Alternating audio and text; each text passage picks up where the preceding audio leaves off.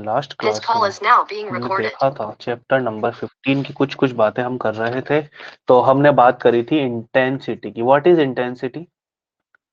Intensity का formula हमने निकाला था, that was half rho V A square omega square. ठीक है, ये चीज हमने बात करी थी लास्ट क्लास के अंदर, है ना। पिछली क्लास में यही बातें करी थी हमने, और एक रिलेशन निकाला था।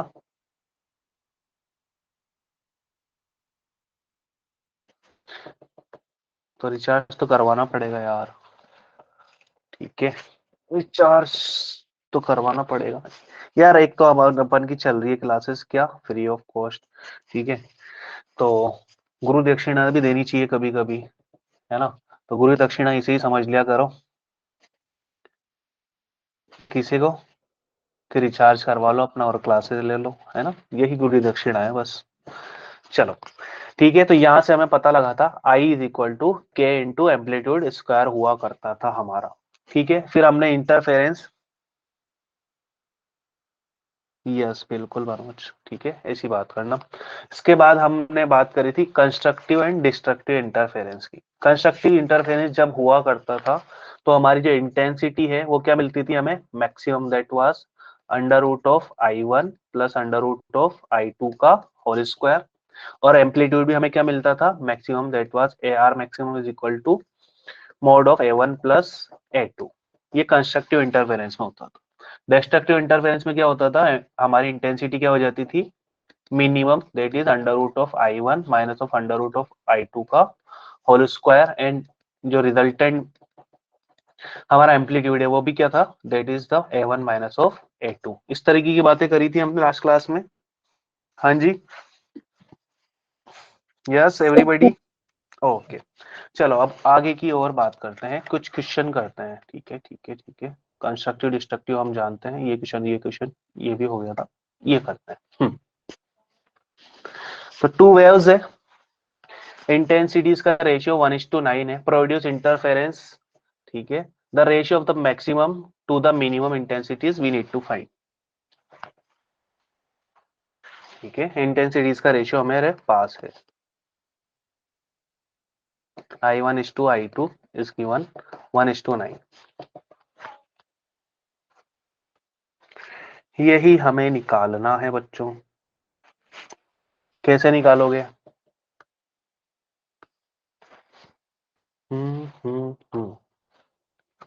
How you will find this?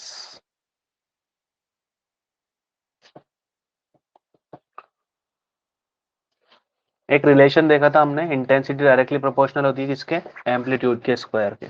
इसी से आएगा आंसर।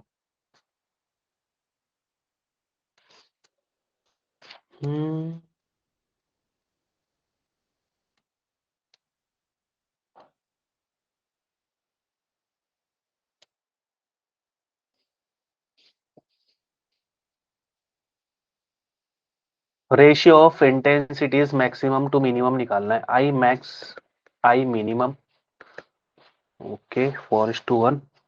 डी ऑप्शन एक आंसर आया, और किसी का आया क्या, under root of I1 plus under root of I2 का whole square divided by root I1 minus of root I2 का होल स्क्वायर, ठीक है, ये चीज है। तो यहाँ पर हम लिख सकते हैं ये डायरेक्टली प्रोपोर्शनल है, तो this is going out to भी कितना हो जाएगा हमारे पास, A1 प्लस A2 का whole square divide by A1 minus of A2 का होल स्क्वायर, ठीक है। ऐसा रिलेशन हम लिख सकते हैं ऊपर नीचे दोनों तरफ, है ना। यही होगा, यहाँ पर से बना सकते हो यार। This is I is equal to K A square, under root ले लो both side, this is under root of I, this is under root of A under root of K. ये चीज हमारे पास बन जाएगी, ऊपर नीचे के का मल्टीप्लाई करके आराम से यही वाला रिलेशन आपके पास आ जाएगा, ठीक है। दिखाया भी था पिछली क्लास में आपको ये, इस तरीके का रिलेशन हमने, है ना। ठीक है, अभी तक एक ही आंसर आया, मैंने बता दिया आपको, बस अब तो निकाल सकते हो। I1 अपॉन I2 1:9 हमें दिया हुआ है, this is D option is the correct. और यहाँ पर देखो डायरेक्टली प्रोपोर्शनल होता है, तो this is A1 square upon A2 square is equal to 1/9। और A1 एंड A2 का रेशियो आप निकालोगे, ठीक है। तो A1 अपॉन A2 कितना हो जाएगा, दैट इज 1:3, ठीक है। अब यहाँ पर हमें वैल्यूज पता नहीं है, रेशियो पता है, ठीक है। तो A1:A2, दिस इज 1:3 हमारे पास है, ठीक है। तो यहाँ पर अगर हम कुछ ना कुछ मान लें वैल्यूज इनकी, ठीक है, मान लेते हैं A1 की वैल्यू अगर K है, ठीक है, तो A2 की वैल्यू कितनी हो जाएगी, that is 3 time of K, है भाई, यही होगा ना, सेम टू सेम। बस वैल्यूज पुट कर दो इसके अंदर, वैल्यूज पुट करो और आंसर निकलेगा A1 and A2 that is 4K का whole square divide A1 minus A2 that is going out to be कितना हो जाएगा हमारे पास ये 3 minus 3K minus of K का whole square that is going out to be, ऊपर हो जाएगा हमारे पास कितना 16K square divide bye 4K square, तो ये कैंसिल आउट होगा, तो 4:1 हमारे पास आंसर आएगा which is matching option number D, यही हमारा तुच्छ सा आंसर है। चलो अब वेव्स की बातें करते हैं, ठीक है, वेव्स का रिफ्लेक्शन और क्या करवाते हैं हम, ट्रांसमिशन करवाते हैं, ठीक है। कैसे होगा वेव्स का रिफ्लेक्शन एंड ट्रांसमिशन, देखो वेव ऑन स्ट्रिंग की बात करी जा रही है, यानी कि अब क्या करेंगे हम, दो डिफरेंट डिफरेंट पतली एंड मोटी अलग अलग डेंसिटीज की रस्सियों को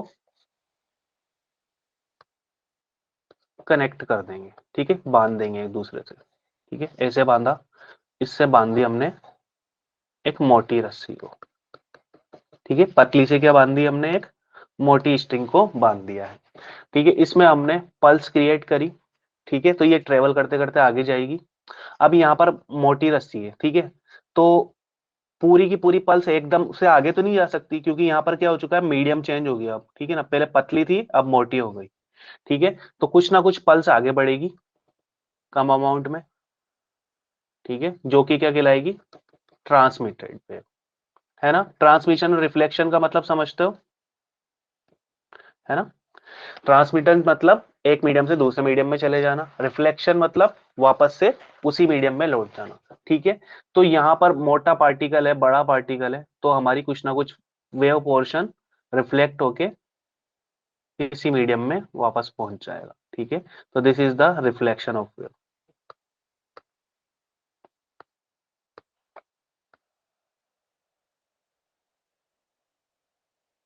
ये है हमारी कौन सी, रिफ्लेक्टेड वेव, ठीक है। तो इसमें भी यही बात लिखी है, जब कोई इंसिडेंट वेव आती है बाउंड्री सेपरेटिंग टू मीडियम, दो अलग अलग मीडियम में अंदर आती है, तो एक पार्ट उसका रिफ्लेक्ट हो जाता है, ठीक है, उसी मीडियम में जहां से आया था, ठीक है, कुछ पार्ट उसका एब्जॉर्ब हो जाता है और कुछ पार्ट उसका ट्रांसमिट हो जाता है, ठीक है, दूसरे मीडियम के अंदर। यही होता है हमारा क्या, reflection and transmission of the wave, है ना। Yes sir, no yes sir, sir. Okay. चलिए अब बात करते हैं कि वेव्स अलग अलग मीडियम में जा तो रही है, ठीक है ना, वेव अलग अलग मीडियम में जा रही है, तो कुछ प्रॉपर्टीज है, ठीक है, कुछ रिफ्लेक्ट करने से बदल सकती है, कुछ ट्रांसमिशन से, ठीक है। तो रिफ्लेक्शन मतलब जिस मीडियम में थे उसी मीडियम में वापस लौट गए, रिफ्लेक्शन। ट्रांसमिशन में डिफरेंट मीडियम है, तो वेलोसिटी ऑफ वेव का क्या बनेगा, वेलोसिटी का के बारे में क्या कह सकते हैं, रिफ्लेक्शन में तो वो का वही मीडियम है, तो वहां पर वेलोसिटी क्या रहेगी, सेम, लेकिन यहाँ पर क्या हो जाएगी, चेंज हो जाएगी, चेंज दूसरा हो मीडियम जाएगा। आ गया।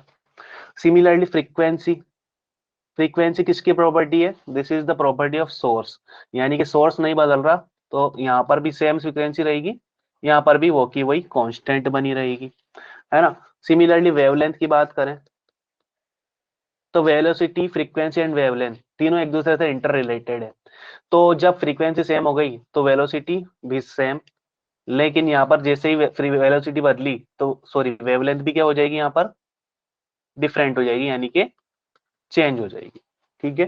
तो ये बातें हो गई।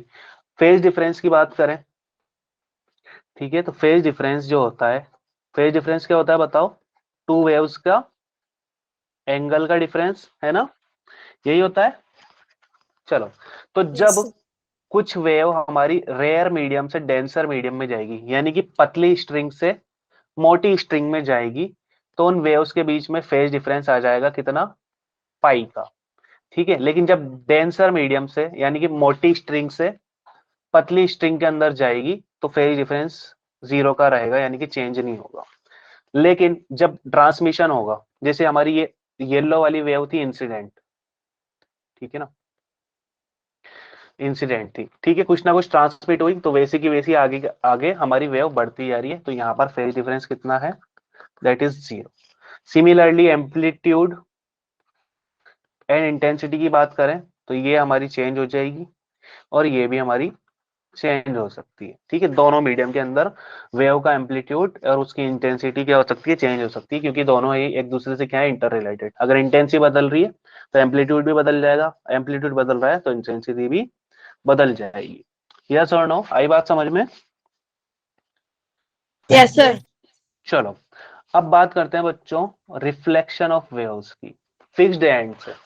यानी कि हमने क्या करा, रस्सी को बांध दिया दीवार से या पेग से या खूंटी से, ठीक है ना। तो जैसे ही वेव देखो यहाँ पे आ रही है, पल्स आ रही है ऊपर से, इंसिडेंट है, और यहाँ से टकरा के उल्टी डायरेक्शन में वापस से पहुंच रही है, ठीक है, अपना फेज चेंज करके। पहले इसका फेज ऊपर की तरफ था, अब नीचे की तरफ हो गया, ठीक है ना। यस, ठीक है। तो फेज का कितना डिफरेंस आ रहा है यहाँ पर, दिख रहा है क्या किसी को? फेज में कितना डिफरेंस आ रहा है, कोई बता सकता है, इंसिडेंट और रिफ्लेक्टेड रे में या वेव में? Yes anybody? देखो साइन का ग्राफ होता है इस तरीके का, माइनस ऑफ साइन एक्स का ग्राफ कैसा होता है, उल्टा, है ना। वही वही चीज हो रही है यहाँ पर।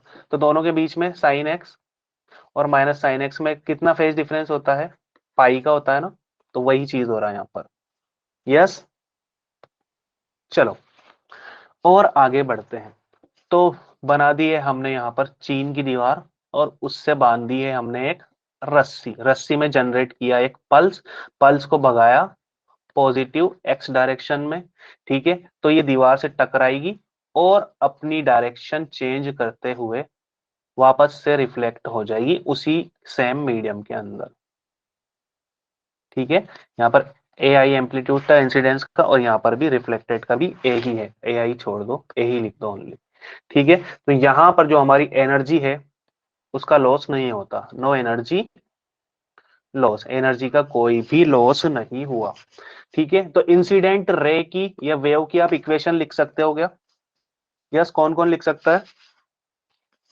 What is the equation of the incidence रे? तो यस, वेरी नाइस, ठीक है। तो incidence ray that is A sine omega T minus of के एक्स, पॉजिटिव एक्स डायरेक्शन में जा रही है और रिटर्न कर रही है minus of negative x direction में। रिफ्लेक्टेड वेव की equation that is Y r minus of a sine omega T plus का के एक्स, ठीक है। यस और नो, ऐसा ही होगा, है ना, यही लिखिए, सही लिखिए। चलो डेल्टा फाई क्या होता है, दैट इज पाई होता है हमारे पास, ठीक है। देख लो यहाँ पर उल्टा सीधा एक समान। चलो आगे की बात करते हैं। ये जो हमारा एग्जाम्पल था, ये denser to rare medium, sorry rare to denser medium का था, ठीक है। यानी कि वेव की हमारी क्या हो गई, डायरेक्शन बदल गई बिल्कुल ही, ठीक है। ये एग्जाम्पल था हमारा किसका, रेयर टू डेंसर मीडियम का, ठीक है। पतली से मोटी के अंदर जाएगी। उसके बाद बात करें हम डेंसर मीडियम से रेयर मीडियम में जाने की, इस तरीके से फ्री एंड होगा।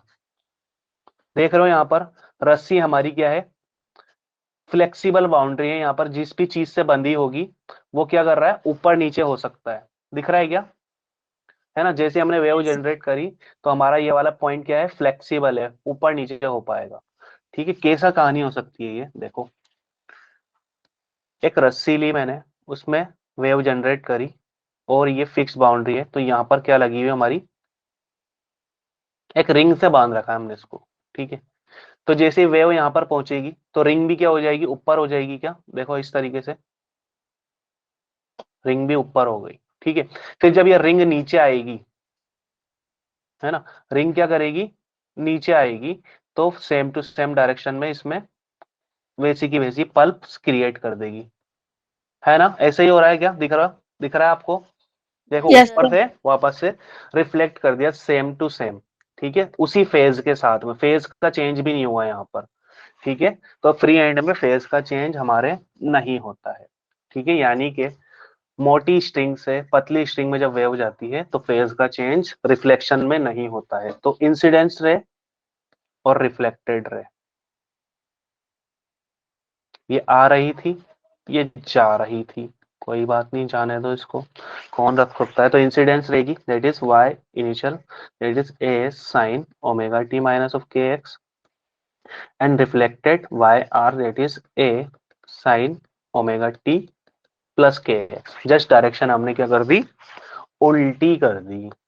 ठीक है, तो ये चीज हमारे पास आ गई। यहाँ पर फेज डिफरेंस कितना हो जाएगा, 0 का। फेज डिफरेंस यहाँ पर 0 का हो जाएगा। भाई ये वाली बात समझ में आई, वेव आ रही है, देखो अभी तो जा रही है, अब वेव आ रही है, ठीक है, ये इंसिडेंस वे ऊपर चढ़ गया यहाँ पर पॉइंट इसका, फिर जैसे ही नीचे आएगा तो सेम टू सेम डायरेक्शन में आगे बढ़ती जाएगी रे, वही यस चीज सर। हो रही है यहाँ पर, वही कहानी। यहाँ पर देखो, यहाँ पर से पार्टिकल को क्या करना पड़ेगा, उल्टा होना पड़ेगा, क्योंकि ये पॉइंट क्या है, ऊपर नहीं खिसक रहा। ठीक है, तो यहाँ से रिवर्ट हो जाती है वेव, लेकिन यहाँ पर से रिवर्ट नहीं हो रही है, ये कहानी है। चलो, तो अब और बातें करें हम। ठीक है, केस 1 लेते हैं, रेयरर टू डेंसर मीडियम में। ठीक है, रेयरर टू डेंसर मीडियम में जब हमारी वेव जाएगी तो क्या होगा, यानी कि पतली स्ट्रिंग से मोटी स्ट्रिंग में जब वेव जाएगी तो क्या होगा। ठीक है, तो क्या होगा इसके अंदर, वी कैन राइट, देखो यहाँ से पार्टिकल इसमें वेव जनरेट होगी तो यहाँ पर टकराएगा तो वापस से क्या होगा, रिफ्लेक्ट हो जाएगा।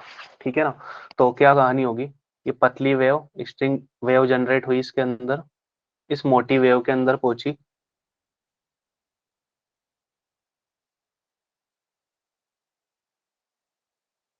ठीक है, ये डेंसर, ये रेयरर।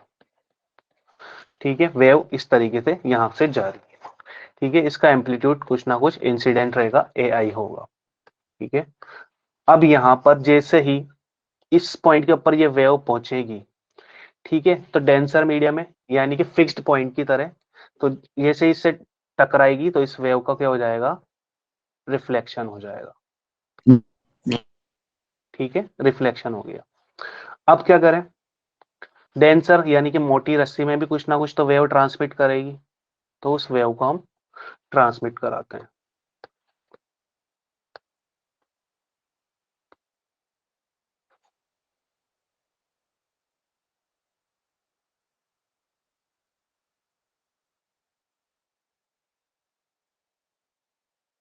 ठीक है, तो इस तरीके से हमारी इंसिडेंट रे कुछ ना कुछ ट्रांसमिट कर जाएगी और कुछ ना कुछ क्या हो जाएगी, रिफ्लेक्ट हो जाएगी। तीनों की इक्वेशन लिखो, तो incidence ray a y i is equal to a i sine omega T minus of के एक्स।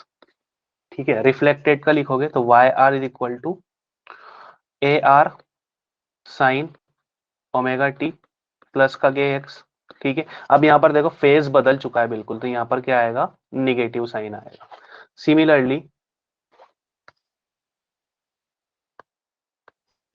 ट्रांसमिटेड वेव के लिए लिखोगे तो y t is equal to a t sine omega T minus का के एक्स। देखो यहाँ पर incidents भी ऐसी थी और जो ट्रांसमिट है वो भी same to same same phase के साथ आगे जाती जा रही है। ठीक है, तो इन दोनों में फेज डिफरेंस कितना है, 0, लेकिन इसमें और इसमें फेज डिफरेंस कितना है, पाई का।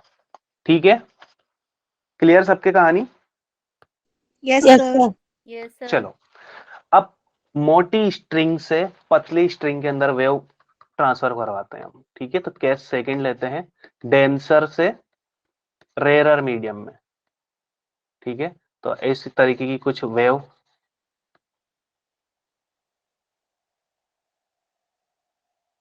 ठीक है, मोटी स्ट्रिंग और इधर पतली स्ट्रिंग, वेव इंसिडेंट हुई, इंसिडेंट रे।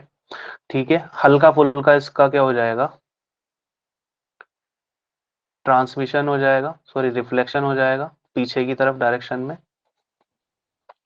और ज्यादातर पोर्शन इसका क्या हो जाएगा, आगे की डायरेक्शन में ट्रांसमिट हो जाएगा। ठीक है, तो ये ट्रांसमिटेड वेव और ये कुछ ना कुछ पोर्शन इसका रिफ्लेक्टेड, ये क्या है, इंसिडेंट, ये है रिफ्लेक्टेड। और ये कौन है? Transmitted wave. ट्रांसमिट। लिखेंगे इसकी equation, y i is equal to कितनी हो जाएगी, that is a i sine omega T minus of के एक्स। ठीक है, y transmitted that is a t sine omega T minus का के एक्स। सिमिलरली रिफ्लेक्टेड लिखोगे तो y are that is a r sine omega T plus का k x, है ना।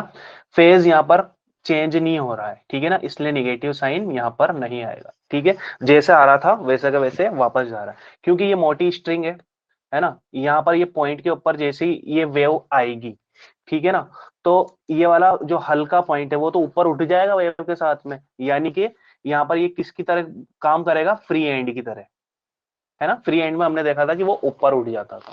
है भाई, बात समझ में आई? Yes sir. चलिए, अब स्टैंडिंग वेव के बारे में बात करते हैं। देखो अभी तक हमने प्रोग्रेसिव वेव पढ़ी है, ठीक है ना। प्रोग्रेसिव वेव में हमारा एनर्जी क्या करती थी, ट्रांसफर करती थी, ठीक है ना, through out the wave, through out the string.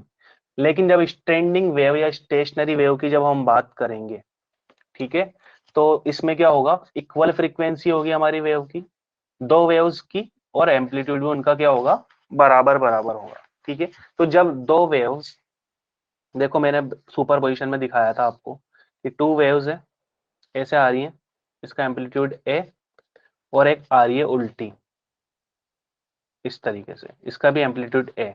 तो हमारी जो रिजल्टेंट वेव मिलेगी वो क्या मिलेगी हमें, स्टैंडिंग वेव, यानी कि इस तरीके की कहानी मिलेगी हमें। ठीक है, लेकिन ये हो क्या रहा है, दोनों का क्या हो रहा है, सुपर इम्पोज होने का मतलब सुपर पोजिशन हो रहा है, तो क्या होता है,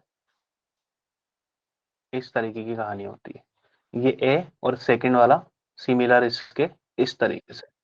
ठीक है, तो स्टैंडिंग वेव्स बनने के लिए क्या चाहिए, ठीक है, दो वेव चाहिए, ठीक है, जो कि सेम एम्पलीट्यूड एंड फ्रीक्वेंसी रखती हो और उल्टी डायरेक्शन में ट्रेवल करती हो, एक दूसरे के अपोजिट डायरेक्शन में क्या करती हो, ट्रेवल इन अपोजिट डायरेक्शन। ठीक है, तो ये चीज क्या बनाएगी हमारे पास, स्टैंडिंग वेव। बोलो यस और नो, है भाई, ऐसा ही होगा। कहाँ पे देख यस सकते हैं, सर। आपका जो गिटार है उसकी स्ट्रिंग को आप हिलाते हो तो वो स्टैंडिंग वेव ही जनरेट होती है वहां पर, ठीक है ना, स्टैंडिंग वेव जनरेट होती है इसी तरीके की। ठीक है, तो यहाँ पर कुछ नोड बनते हैं, कुछ एंटी नोड बनते हैं, आप भी जानते हो। ठीक है, तो मुझे बता सकते हो क्या, स्टैंडिंग वेव बनने के लिए क्या क्या कंडीशन होनी चाहिए, condition to obtain standing wave, अभी लिखिए, क्या क्या कंडीशन होनी चाहिए। वेव सेम मीडियम में ट्रेवल करनी चाहिए, ठीक है, wave should travel in same medium. ठीक है, क्योंकि मीडियम चेंज करते हैं हम तो एम्पलीट्यूड क्या हो जाता है, वेव का चेंज हो जाता है। अभी देखा हमने, ये देखो, ये मोटी से पतली में जा रहे थे तो एम्पलीट्यूड क्या हो रहा था, चेंज हो रहा था। ठीक है, तो सेम मीडियम में वेव्स ट्रेवल करनी चाहिए। सेकंड बात, एम्पलीट्यूड, फ्रीक्वेंसी, ठीक है, और लेमडा उनका वेव नंबर, ये सारी चीजें क्या होनी चाहिए, सेम होनी चाहिए। ठीक है, सबसे इंपॉर्टेंट बात कि वो अपोजिट डायरेक्शन में ट्रेवल करनी चाहिए, should travel in opposite direction. ठीक है, तो ये हमारी कंडीशन है to obtain a standing wave या stationary wave. Yes, wave travel in opposite direction, very nice. ठीक है, आगे की बात करें हम, तो इक्वेशन ऑफ स्टैंडिंग वेव लिखते हैं। ठीक है, इक्वेशन ऑफ स्टैंडिंग वेव। ठीक है, तो कैसी इक्वेशन होगी, देखो वेव को हम इस तरीके से प्लग करके छोड़ेंगे, ठीक है, तो कुछ वेव आगे बढ़ेगी और कुछ वापस से पीछे आएगी। ठीक है, तो उनका क्या होगा, सुपर पोजिशन होगा, जैसे अभी ये चीज दिखाई थी ना मैंने आपको, ऐसी की ऐसी कहानी होगी। ठीक है, क्या बोल रहा हूं मैं, कि ये दो रिजिड सपोर्ट के बीच में आपने एक स्ट्रिंग बांध दी, ठीक है ना, अब इसको आप प्लग करके छोड़ोगे तो कुछ ऊपर की तरफ और कुछ नीचे की तरफ ये वाइब्रेशन करके खत्म हो जाएंगे इसके वाइब्रेशन। ठीक है, डैम्प्ड ऑसिलेशन हो जाएगा इसका, है ना। तो यहीं पर यही क्या है, स्टैंडिंग वेव की कहानी, यानी कि तू दो वेव्स ले मैं एक, ठीक है, टू वेव्स मैंने ली, एक y1 पॉजिटिव एक्स डायरेक्शन में जा रही थी, और एक y2 जो निगेटिव एक्स डायरेक्शन में जा रही है। ठीक है, किसी पी पॉइंट के ऊपर ये सुपर इम्पोज हो रही होंगी। ठीक है, तो इनका रिजल्टेंट y कैसे लिख सकते हैं हम, सुपरपोजिशन प्रिंसिपल से, है ना। तो इनका जो रिजल्टेंट आएगा displacement, that is y1 vector plus y2 vector, है ना।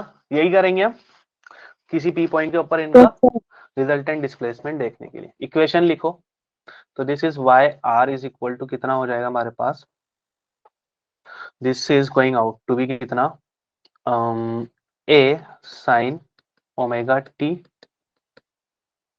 इंसिडेंस है प्लस के साथ नहीं आएगा, माइनस के साथ आएगा। ठीक है, पॉजिटिव डायरेक्शन में जा रही है। सिमिलरली जो दूसरी वेव है निगेटिव एक्स डायरेक्शन में जा रही है, तो this can be written as a sine omega T plus का के एक्स। बोलो ऐसे ही लिखना पड़ेगा, एम्पलीट्यूड दोनों के बराबर, क्योंकि हमें क्या बनानी है, स्टैंडिंग वेव बनानी है। ठीक है, ये कहानी है, ये चीज लिख दी हमने। y रिजल्टेंट ए कॉमन ले लो, we can write sine omega T plus K X plus sine omega T minus of के एक्स। ठीक है, ये चीज हो गई।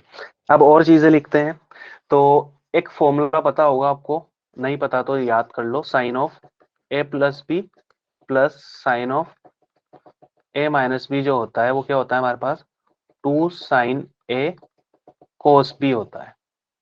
ठीक है, ये चीज पता हो तो ठीक, नहीं तो हम याद कर लेंगे इसको। ठीक है, ट्रिग्नोमेट्री में आती है ये चीज हमारे पास। ठीक है, तो ये बात है।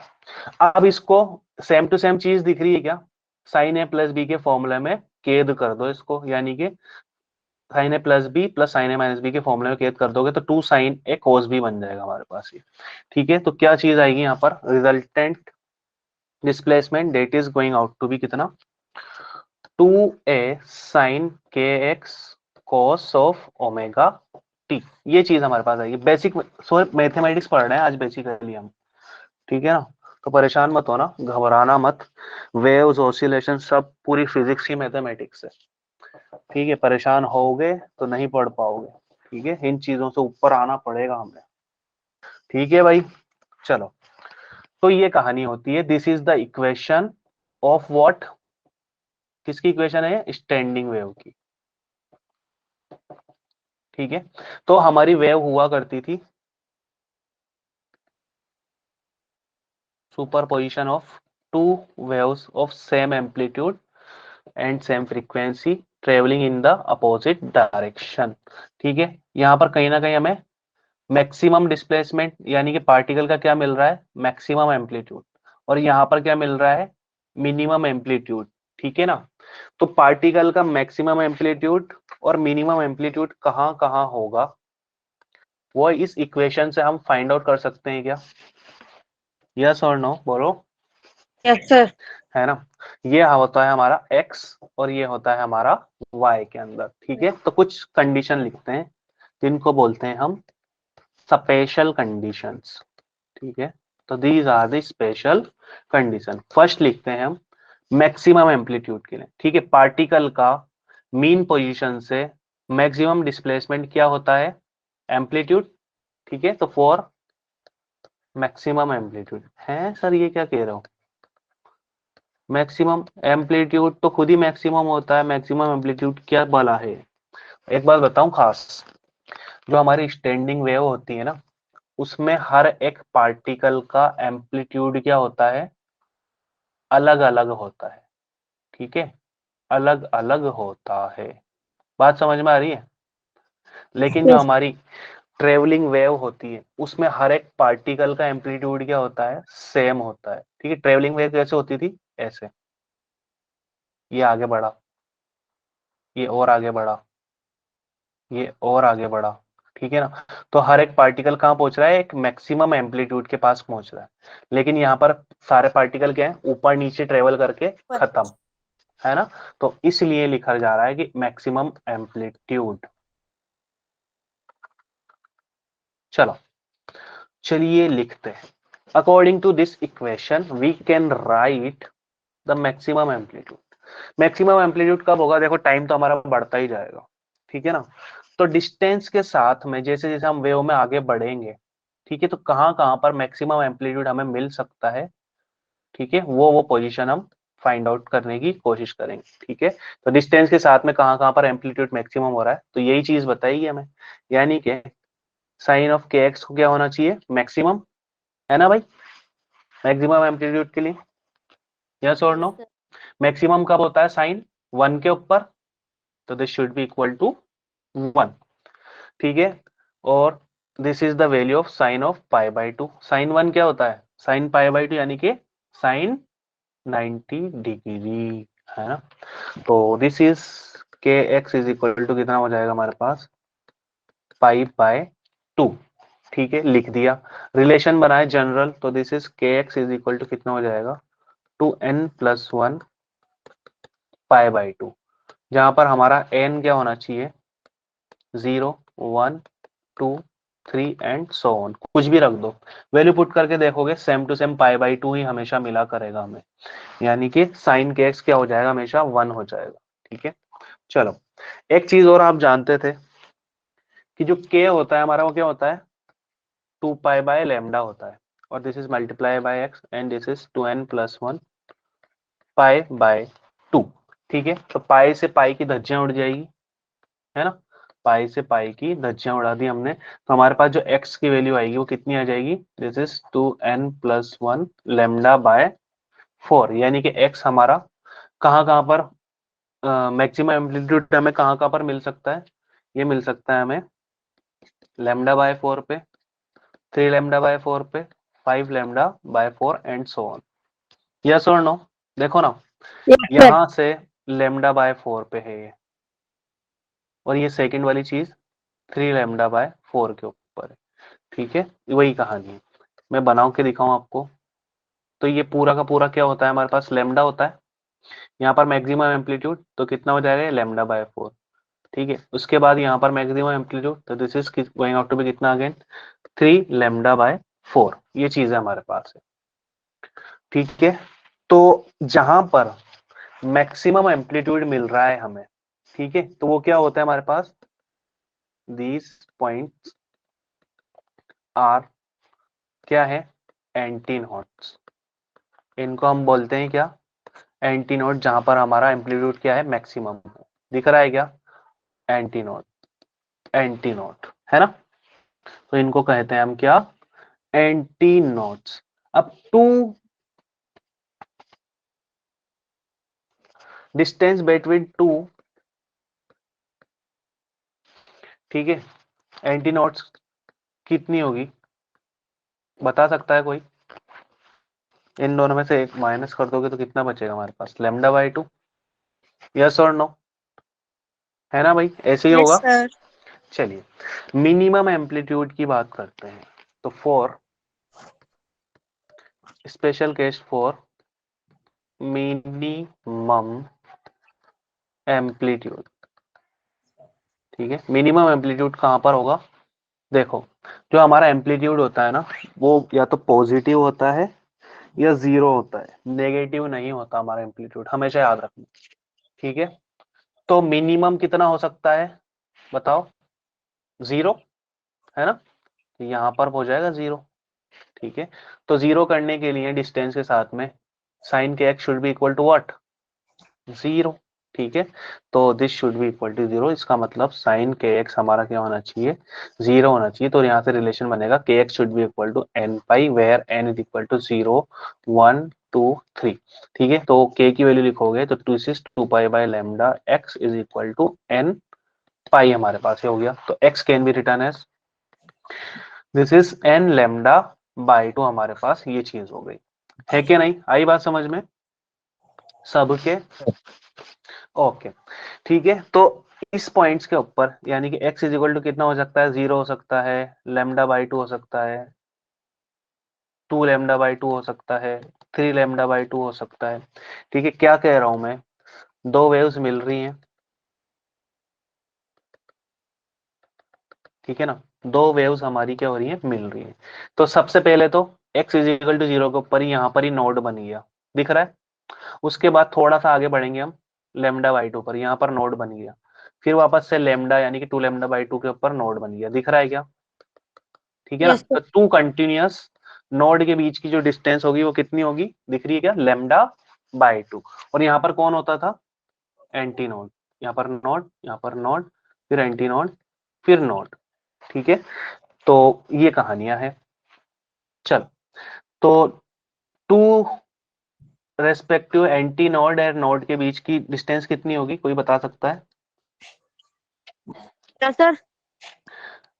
टू नोड और एंटी नोड के बीच की डिस्टेंस कितनी होगी? Distance between node and anti node कितना है?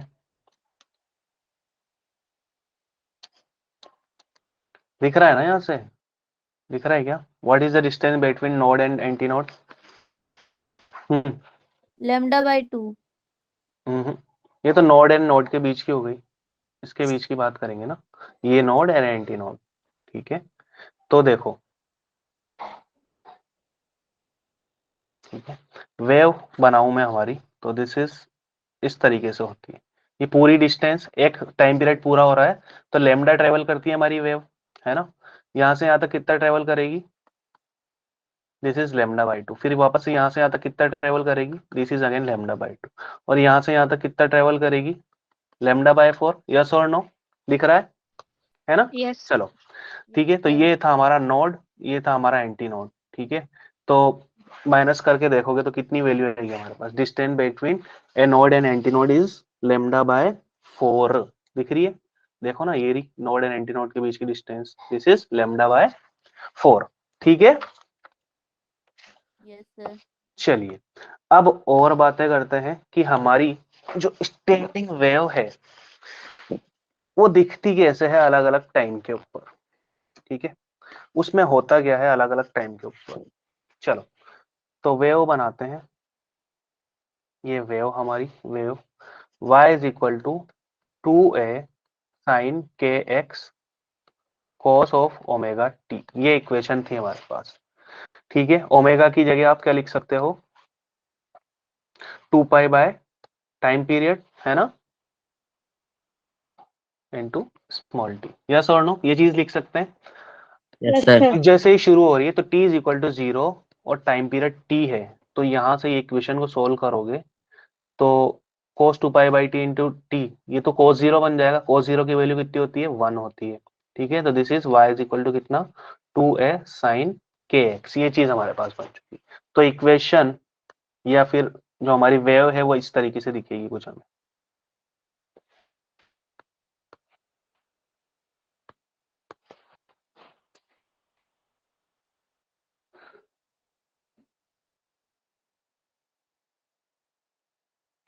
ठीक है, कुछ इस तरीके से हमारी हमें वेव दिखने वाली है। यहाँ पर नोड होता है, यहाँ पर एंटी नोड होता है। ठीक है, तो t is equal to 0 time के ऊपर ये कहानी है। अब t is equal to t by 4 time के ऊपर क्या होगा? देखो तो देखो, कोई बता सकता है what will happen at the t is equal to t by 4 time के ऊपर? तो डिस्प्लेसमेंट है ना वो 0 हो जाएगा। कैसे हो जाएगा? cos को उठा के लाओ, cos of 2 pi by time period into small t की वैल्यू पुट करेंगे, दैट इज t बाय 4। ठीक है, t से t की दर्जन उठ जाएगी, 2 से ये 4 2 टाइम चला जाएगा, तो ये कितना हो जाएगा हमारे पास? cos of pi by 2। और cos पाई बाय 2 कितना हो जाता है हमारे पास? 0, है ना? तो 0 से इस इक्वेशन को मल्टीप्लाई करेंगे हम, तो पूरा का पूरा y क्या हो जाएगा हमारा? 0। 0। ठीक है, तो y हमारा 0 हो गया। तो लिख बनाते हैं इसकी वैसे की वैसी इक्वेशन। तो यहाँ पर हमें मिलेगी क्या? स्टैंडिंग वेव, इस तरीके से। ठीक है, और इसको नीचे खींच के लेके आते हैं। ठीक है, तो वेव हमारी ऐसे शुरू होगी, फिर 0 हो जाएगी। फिर देखना आप, जब थोड़ा सा आधा टाइम और बढ़ेगा, ठीक है ना, हाफ टाइम पीरियड और बढ़ेगा, तब क्या होगा? हमारी वेव क्या हो जाएगी? रिवर्स हो जाएगी। देखना अभी, ठीक है, वेव हो जाएगी हमारी क्या? उल्टी। ठीक है, तो यानी कि t is equal to t by 2, यानी कि हाफ टाइम पीरियड वाले टाइम पर जो वेव की इक्वेशन आएगी वो y is equal to minus of 2a sine के एक्स हमारे पास आएगी। ठीक है, माइनस के साथ है तो क्या हो जाता है हमारे पास? माइनस ऑफ साइन के एक्स क्या होता है? जस्ट उल्टा ग्राफ देता है हमें, है ना। Yes sir. इस तरीके का ग्राफ मिलेगा हमें, ये ऐसा ऐसा ऐसा एंड ऐसा, ठीक है। जस्ट उल्टा ग्राफ हमें यहाँ पर मिल रहा है, ठीक है। तो एक तरफ पॉजिटिव होती है, एक तरफ नेगेटिव होती है, तो जब इनको कंबाइन करते हैं हम तो हमें क्या मिलती है, एक स्टेशनरी वेव मिलती है इस तरीके से, ठीक है। तो पार्टिकल हमारे इस मीन पोजीशन क्या है, ये वाली लाइन है, इसके ऊपर और नीचे ही ऑसिलेट करते हैं। और यहाँ पर ध्यान से देखो, ठीक है। तो ये वाला पार्टिकल पहले भी यही था, अब भी यही है और अब भी यही है, यानी कि जो हमारा नोड वाला पार्टिकल है ना, ठीक है, यहाँ पर क्या बन रहा था, नोड बन रहा था। नोड वाला पार्टिकल कभी मूव ही नहीं करता, लेकिन हमारी स्टेशनरी सॉरी प्रोग्रेसिव वेव में क्या होता है, हर एक पार्टिकल क्या करता है, मूव करता है। लेकिन यहाँ पर स्टैंडिंग वेव में क्या होता है, नोड वाला पार्टिकल मूव नहीं करता। बोलो बात समझ में आई क्या, दिख भी गया क्या हमें, यस सर। है ना। चलो अच्छी बात है। तो अब जो हमारी स्टैंडिंग वेव्स हैं, बस इसके बाद होएगा बेटा वो open and close organ pipe, ठीक है। Okay sir. उसी की रूपरेखा बन रही है हमारी। चलो ठीक है, तो प्रॉपर्टीज ऑफ स्टैंडिंग वेव्स लिखाने की जरूरत है क्या, और particle execute as a chain with different amplitude लिख लेते हैं थोड़ी सी। प्रॉपर्टीज ऑफ स्टैंडिंग वेव, यहां पर दिख रहा होगा आपको कि जो हर एक पार्टिकल है ना,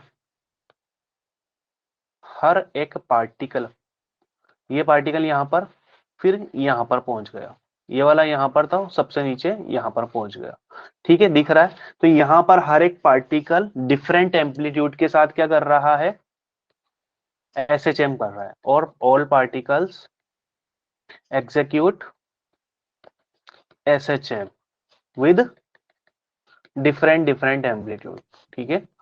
सबका एम्पलीट्यूड क्या है यहाँ पर, अलग है, ठीक है, अलग ही स्वैग है, ठीक है। तो मैक्सिमम एम्पलीट्यूड कहां पे मिलता है हमें, अभी निकाल के आए हैं, बताओ जल्दी से, एंटी नोड के ऊपर, यस। और मिनिमम एम्पलीट्यूड कहां मिलता है, नोड के ऊपर। नोड के ऊपर, node.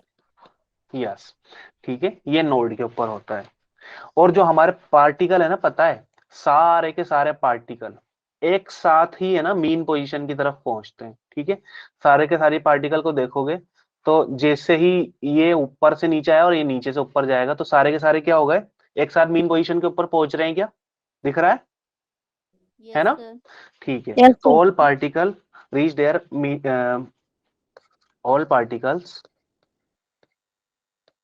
Reach their mean position simultaneously,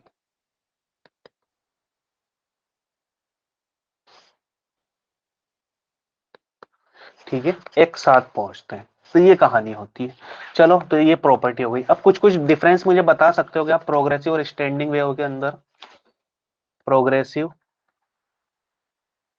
versus standing wave, what are the difference between these things, ठीक है। प्रोग्रेसिव वेव में एनर्जी फ्लो होता है क्या, है भाई, यस सर। इसमें होता है, इसमें नहीं होता, ठीक है। यहां पर हर पार्टिकल का amplitude is same for each particle, ठीक है ना। हर एक पार्टिकल का एम्पलीट्यूड क्या होता है, सेम होता है। यहाँ पर क्या होता है, डिफरेंट डिफरेंट डिफरेंट एम्पलीट्यूड होता है, ठीक है। यहाँ पर सारे के सारे पार्टिकल एक साथ मीन पोजीशन पर नहीं आ सकते, लेकिन यहाँ पर सारे पार्टिकल क्या कर सकते हैं, एक साथ मीन पोजीशन के ऊपर आ सकते हैं, यस और नो। अभी चीज देखी हमने ये, है ना। चलो, यस। तो अब और आगे की बातें करते हैं हम। अब स्टेशनरी वेव के अंदर, स्ट्रिंग के अंदर स्टेशनरी वेव की बात करते हैं हम, ठीक है। Stationery waves in string, stationery waves in string, ठीक है। तो ये कितने टाइप की हो सकती है, टू टाइप की हो सकती है। जब हमारी स्ट्रिंग क्या हो, बोथ हैंड से बंधी हुई हो, है ना, यस और नो, पढ़ा होगा आपने ये चीज, ठीक है, तो ये जो दोनों एंड हैं वो फिक्स्ड हैं, ठीक है, बोथ एंड आर फिक्स। ठीक है, तो हमारी जो स्ट्रिंग है वो कैसे ऑसिलेट करेगी, कुछ इस तरीके से। ठीक है, ऊपर नीचे तुन तुन तुन। ठीक है, सेकंड वाली बात करें हम, तो एक ही एंड से बंधी हुई हो, दूसरा एंड इसका क्या हो, खुला हुआ हो। ठीक है, तो वन ओनली सिंगल एंड क्या होगा हमारा, फिक्स्ड होगा। ठीक है, single and is what, fixed. ठीक है, तो दोनों के अंदर हमारी स्टेशनरी या स्टैंडिंग वेव जनरेट हो सकती है। ठीक है, अब कुछ बात करें, कुछ एक सेटअप बनाते हैं। ठीक है ना, एक टेबल ली मैंने, ठीक है, एक टेबल ली है, और यहाँ पर एक दीवार बना दी। ठीक है, यहाँ पर एक रस्सी है, रस्सी एक पुली से होती हुई जा रही है और नीचे की तरफ जाती है। ठीक है, कुछ ना कुछ एम मास लटका हुआ। तो क्या ये हमारी बोथ एंड से फिक्स्ड वाली स्ट्रिंग का एग्जांपल बन चुका है क्या, है भाई? Yes, okay. ठीक है, तो ये वाला एग्जांपल है। ठीक है, हमारी स्ट्रिंग कुछ ना कुछ mg मास की वजह से क्या होगी, टेंशन में होगी, और इसमें कुछ जो वेव जनरेट होगी उसका फॉर्मूला भी आप लिख सकते हो, that was v is equal to under root of tension upon unit mass density mu, linear mass density, है ना, यही होता है ना। चलो, तो अब कुछ कुछ बातें करते हैं आगे की। ठीक है, तो फर्स्ट हार्मोनिक की बात करते हैं, स्टेशनरी वेव्स इन स्ट्रिंग की बात कर रहे हैं हम। ठीक है ना, फॉर क्लोज्ड एंड। ठीक है, बोथ हैंड्स आर फिक्स्ड। ठीक है, तो फर्स्ट हार्मोनिक, ठीक है, या फिर फंडामेंटल मोड जिसे बोलते हैं, या फंडामेंटल फ्रीक्वेंसी, या फिर उसको प्रिंसिपल टोन भी बोला जाता है, उसकी फ्रीक्वेंसी कितनी होगी वो निकालते हैं। ठीक है, तो स्ट्रिंग इस तरीके से टू सपोर्ट्स के बीच में बंधी हुई है। ठीक है, बंधा रहने तो कोई दिक्कत नहीं है। ठीक है, तो जब फिक्स्ड एंड होता है, क्या यहाँ वाला पार्टिकल हिल सकता है क्या, बोलो, नहीं हिल सकता ना, तो यहाँ पर क्या मिलता है हमें, नोड। यहाँ पर भी क्या मिलता है, नोड। और बीच वाला पार्टिकल क्या जा रहा है, मैक्सिमम जा रहा है ऊपर नीचे, तो ये क्या है हमारा एंटी नोड। और स्ट्रिंग की एंटीना। लेंथ हम बोल देते हैं कितनी, एल। ठीक है, तो इसमें एंटी नोड है हमारे पास कितने, वन, और नोड्स कितने हैं, टू। ठीक है, अब मैं एक चीज पूछूं आपसे, कि जो हमारी वेव होती थी इस तरीके से, ठीक है, एक साइकिल कंप्लीट हो गया, तो उसमें कितनी डिस्टेंस ट्रेवल करती थी, लेमडा। ठीक है, तो अब यहाँ पर क्या दिख रहा है आपको, आधा साइकिल दिख रहा है क्या ओनली, ठीक है ना, दिख रहा है आधा साइकिल, यस यस सर। और नो। ठीक है, तो हमारा एल क्या होगा, लेमडा बाई टू के बराबर होगा।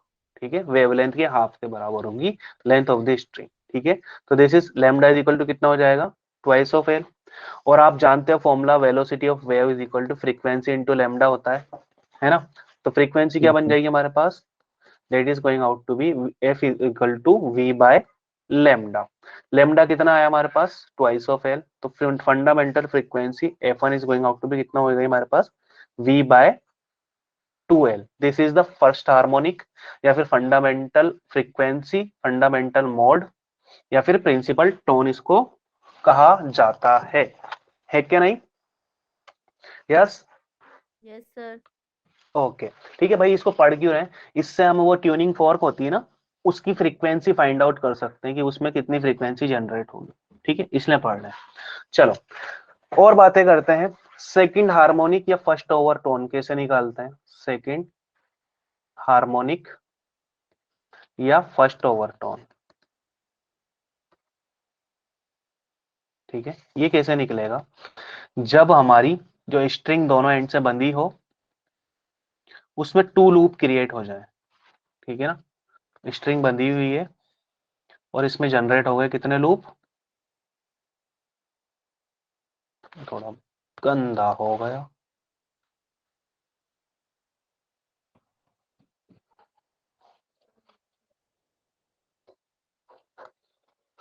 हम्म,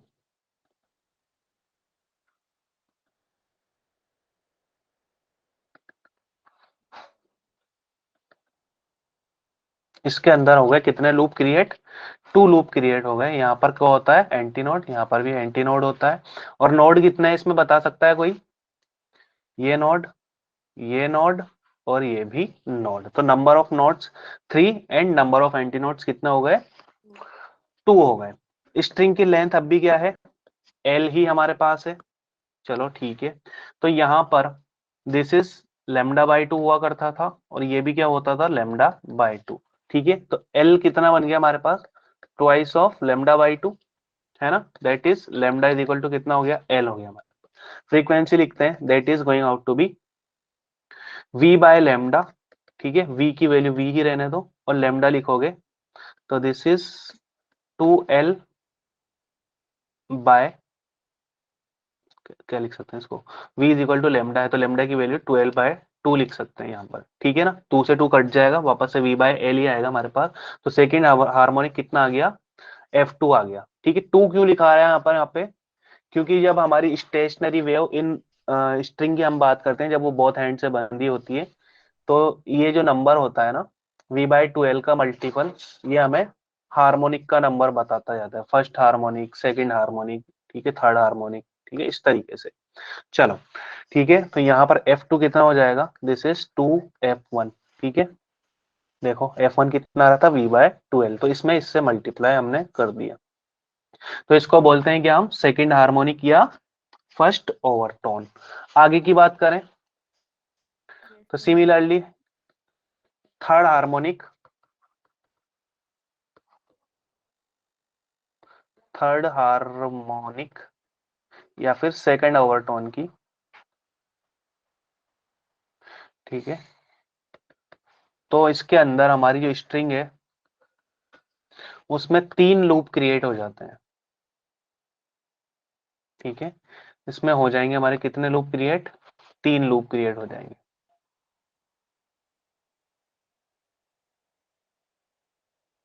ठीक है, सब एक दूसरे के बराबर ही होते हैं।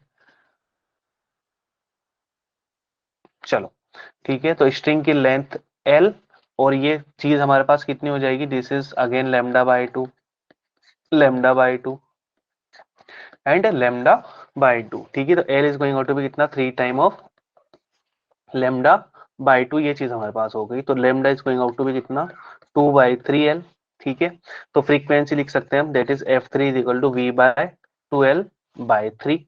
ठीक है, तो this is going out to be कितना, F3 is equal to 3 time of V by 2L, यानी कि जो थर्ड हार्मोनिक की फ्रीक्वेंसी है वो 3 टाइम ऑफ F1 हमारे पास होती है, जिसको हम सेकेंड ओवरटोन भी बोलते हैं। ठीक है, तो इन जनरल अगर हम बात करें, in general we can write what, क्या लिख सकते हो आप। ठीक है, तो nth हार्मोनिक के लिए लिखोगे आप, क्या बन जाएगा फॉर्मूला। ठीक है, nth हार्मोनिक होगा तो n-1 क्या होगा हमारे पास, ओवरटोन होगा। ठीक है, तो नंबर ऑफ एंटी नोड जो होते हैं, अगर n है तो नंबर ऑफ नोड्स कितने हो जाएंगे, उससे जस्ट ज्यादा n+1। ठीक है, फ्रीक्वेंसी ऑफ nth हार्मोनिक को हम लिख सकते हैं n ऑफ F1। यस और नो, ऐसा ही हो रहा था सब जगह, है भाई। Yes, तो sir. अलग अलग first, second and third harmonic का रेशियो निकाले तो वो कितना आ रहा है, 1:2:3 हमारे पास आ रहा है। ठीक है, आ गई बात समझ में। अब नेक्स्ट क्लास में हम बात करेंगे जब हमारी स्ट्रिंग बंधी हुई होगी ओनली वन एंड से, सिंगल एंड से बंधी होगी। ठीक है, ओपन ऑर्गन पाइप इसी के बाद आएगा, जस्ट बाद में आएगा इसके। ठीक है, जब